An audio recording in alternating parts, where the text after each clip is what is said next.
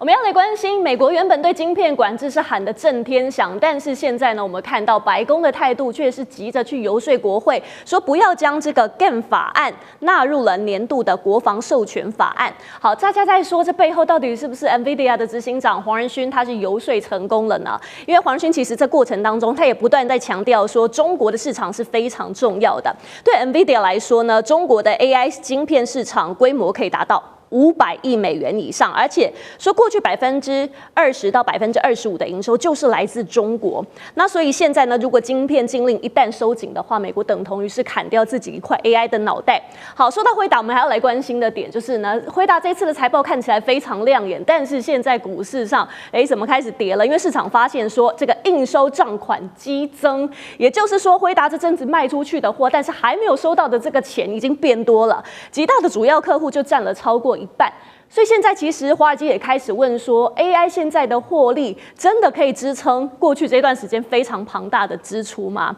那我們想請教楊老師，問題來了，那事情發展成到底是中國撐不住美國的制裁，還是說美國撐不住不能失去說中國這個非常大的 AI 市場？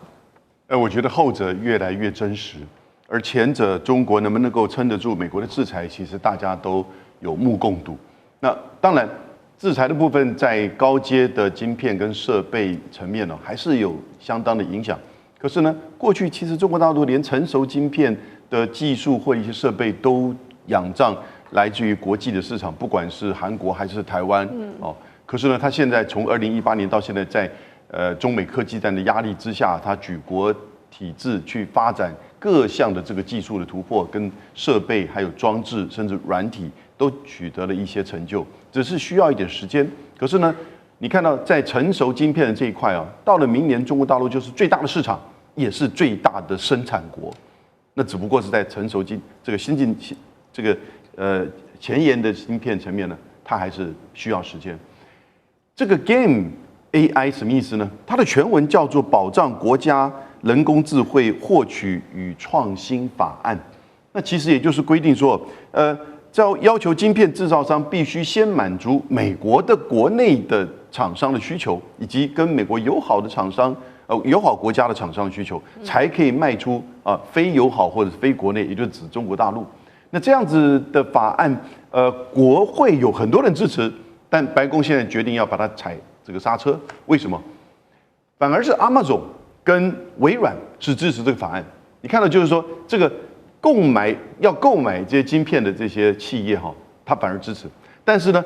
硬體的製造商、出口商，像是輝達，他就反對，因為他說，其實你會斷掉中國的市場，而中國就走向自我的研發。那其實讓中國的市場持續的依賴美國的硬體，尤其是輝達的 AI 晶片。那事實上，一方面可以獲得中國市場，另外一方面呢，也可以延後中國自己研發的壓力。那這樣子做呢，可以讓美國爭取到時間以及更多的研發的經費，在硬體跟技術的落差上面能夠保持持續的領先。這就是一直以來黃仁輝說服的，就是白宮的叫 David Sacks， 這個叫做 AI 沙皇，他現在採取支持這個態度。所以我覺得，但是即使這麼做，你覺得大陸看不懂嗎？那當然看得懂啊，那就是沒有辦法，那我們就用時間來換取空間，也就是說，也許時間再拉長一點，那等待中國大陸自己本身的先進的技術跟設備能夠到位，那它再鞏固它自己本身的市場。我想這還是需要國際合作了。因此，你說到底誰會衝擊誰？那其實這也就是中美的 AI 爭霸戰的持續戰。好，現在中國市場對美國來說還是非常重要，但是外界也在關注說，那美國是不是可以靠其他的市場來補上中國的這個缺呢？最新消息是，美國的商務部他披露說，沙烏地阿拉伯跟阿聯酋呢買輝達的 Blackwell 晶片，美國國家上限3.5萬顆，那要符合安全還有通報規定才行。還有這個沙烏地王儲沙爾曼，他也是非常激進在推動投資，包含了 Human 公司要建立 AI 資料中心，包含了雲端容量、AI 的基礎礎建設跟模型，還有說馬斯克現在也宣布 XAI 要在沙烏地建一個500兆瓦的資料中心，那他所用的就是輝達晶片。好，大家對沙烏地的印象就是非常的有錢，那請教張將軍您來看，這個戰略上，就算沙烏地他再有錢，可以補足中國市場的缺口嗎？我認為這是相互需要的問題，要從經濟的角度來看。我們知道，就沙烏地阿拉伯也好，或者阿聯酋也好，他們的石油就有挖光的一天，不可能永遠取之不盡，用之不竭。那現在是不是要有一個戰略資源替代？找到 AI， 找到晶片呢？是這個樣。那為什麼找到這個阿聯酋跟沙烏地阿拉伯呢？因為他們有錢啊，有錢要兩個條件，第一個你要有錢要夠哦。這個阿聯酋跟沙烏地跟這個阿聯酋跟沙特就是沙烏地阿拉伯，我們就是錢多啊，我們武器都是付現的，不要折年依年付款，我們一次交一次給你，都是這個樣。那黃仁勳不是要賺錢嗎？剛好選在那個地方。第二個戰略的考量呢是什麼呢？我們知道 AI 就是電，就是在電力。阿聯酋、沙烏地阿拉伯，它有的是石油，有的是天然氣，還不要忘了，它還有很多的太陽能、沙漠，这都没有人，因为它是以前的時候是個游牧國家。沙烏地，這個地方會不會影響到或者環評環保？會造最少，因為這個地方地廣人稀，又是沙漠氣候，太陽能是最好用的哦，就選在這個地方，所以都有很多的考量啊。最重要考試要錢，對不對？像今天剛好，那我們一貨兩起，剛好你有錢，我有貨，我們兩個剛好可以。那美國商務部長批准通過，我們就讓他們蓋，是這樣。這個是個國家戰略布局，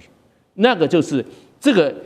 個黃仁勳也好。他這個 NVIDIA 就是要搶占 AI 戰略高地，在什麼地方？那就在中東嘛。那剛好沙烏地阿拉伯就是中東的核心地帶，我就在那邊布建，然後再做擴散。這個也是一個市場風險分攤的概念啊。所以對兩個來看，對這個沙特也好，或者是對黃仁勳看，都是一個很好絕佳。人家上面都會做一些現地的考核、利弊的分析。你考量完畢之後，就是4個字：要搶占先機，要不然的話。中國大陸會不會捷足先登，或者其他市場會不會也做資金的投入，都有可能啊。那就是要搶占先機。所以現在，這個已經出來了。你看呢，最重要，你不要有一個，它需求電力多少？500兆瓦，這不得了的，它是兆瓦，不是100萬瓦哦。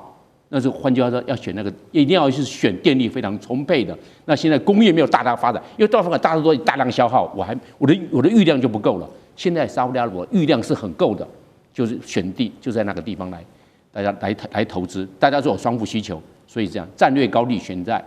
中東，選在沙特。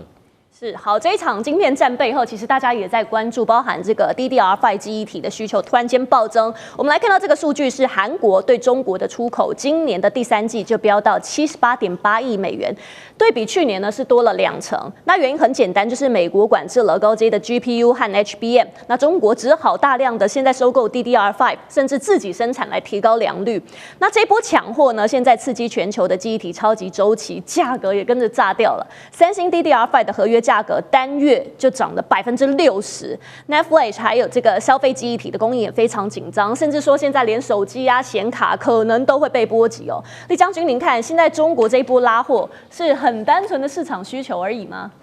我這樣講哈，這個當然中國由於被美國的科技管制哈，不能夠獲得先進的 AI 晶片哈，它必須在這方面尋求突破哈。那首先我介紹什麼叫 DDR5。DDR5 事實上它就是一個 DRAM 嘛，也就是說它是高效能的動態隨機存取記憶體哈。這講起來有點繞口，我等一下解釋給你聽。然後它可以取代什麼？取代人工晶片裡面的 AI 的這種HBM 哈。那如果說我可以取代，我用這個來做，做的效果怎麼樣？這個我舉一個最簡單的例子，假如說我們現在用 AI， 你問 AI 一句話哈，你問100個教授在那邊，你問他說，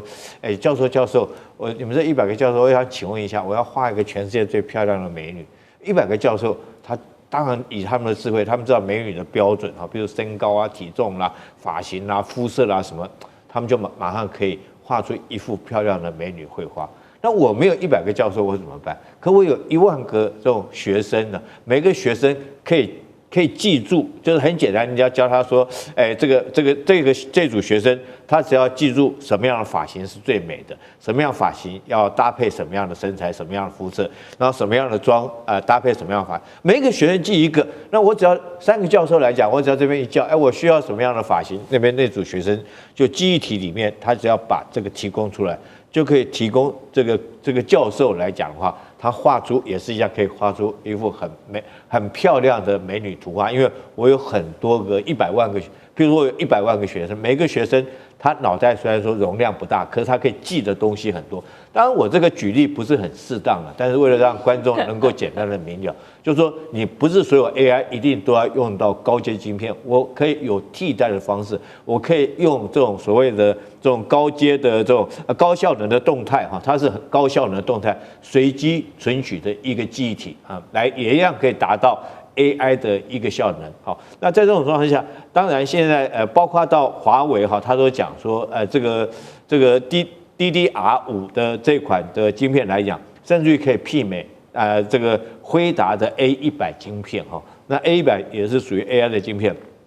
甚至於它生成910B 哈，也都可以用這個，也可以達到這個效果哈。所以我覺得，當然中國為了要突破 AI 被美國所管制，它當然會用盡各種的方法尋得突破的方式哈。所以說，也因為這個如此哈，這個隨機存取記憶體來講的話，現在來講都大量供給企業界來使用。那反而來講，一般消費級就是像我們這些人嘛，我們經常也需要買一些這個記憶體，比如說我們買的就是這個上面寫的這 Flash 哈，這個消費等級的。那當然現在企業來講的話，那邊利潤比較高，它就做到那邊去了，所以我們一般消費級的量就會比較小。那也因此，如果我們現在一般人你要去買這種消費級的這種隨機讀取記憶體來講的話，那價格就會上漲，聽說漲到60%那麼多哈。那當然，我覺得最重要的是中國會竭盡各種方法去尋求 AI 的突破了。在這方面來講的話，你光靠說管制晶片來講的話，那當然中國可以尋找出突破管制的方法。好，休息一下，我們稍後馬上回來。